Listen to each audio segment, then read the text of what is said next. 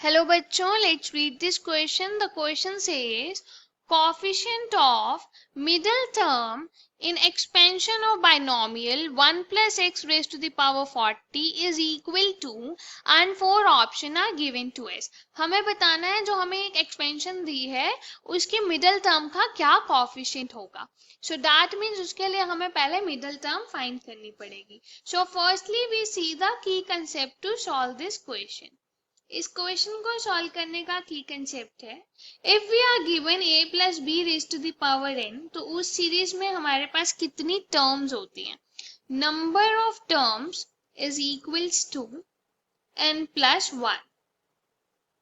n+1 terms होती है हमारे पास और अगर हमें एक्सपेंशन दी है तो उसकी हम जर्नल टर्म r+1th टर्म लिख सकते हैं NCR a raised to the power n minus r and b raised to the power r.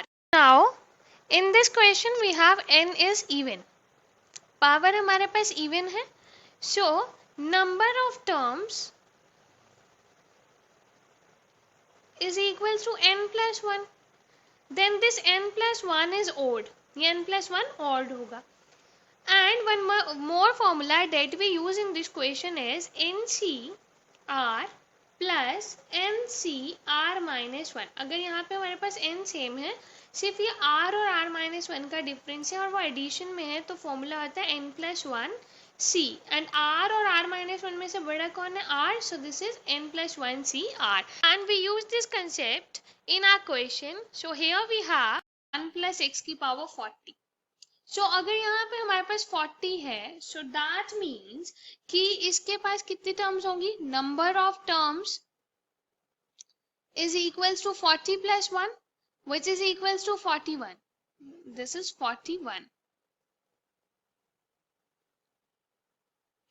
41 terms है. 41 एक ऑड नंबर है. सो दैट मीन जो मिडिल टर्म होगी वो होगी 41 plus 1 by 2th term. So that means this is equals to 42 by 2 which is equals to 21st term. 21st term इसकी middle term होगी. यहाँ पे आएगा 21st term.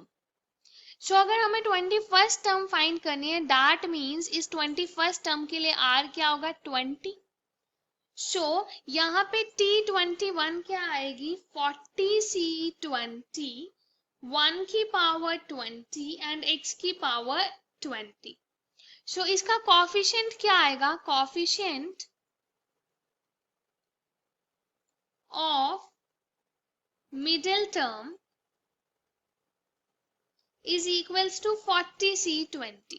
हम उसे खोलते हैं ओपन करते हैं तब भी आएगा 40 factorial divide by 20 factorial 20 factorial which is 40 multiply 39 multiply 38 so on to 21. क्योंकि फिर 20 फैक्टोरियल आएगा वो कैंसिल हो जाएगा और इसके नीचे अभी भी 20 फैक्टोरियल बचेगा. सो ये तीनों ऑप्शन मैच नहीं किया. बी ऑप्शन हम चेक करेंगे. उसके लिए हमें चेक करना पड़ेगा 1 प्लस एक्स की पावर 39 की मिडल टर्म्स. अगर हमारे पास यहाँ n39 है सो नंबर ऑफ टर्म्स कितनी होंगी इस एक्सपेंशन की. Number of terms should be 39 plus 1 that is equals to 40.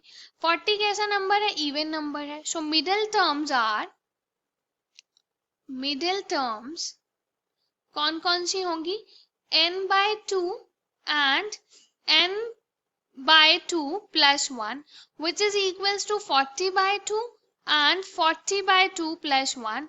सो यहाँ से आ जाएगा 20 and 21st टर्म जो है वो मिडिल टर्म होगी. For this r is equals to 19 for this r is equals to 20. सो अब हम यहाँ से 20th टर्म फाइंड करेंगे. T20 is equals to 39c19.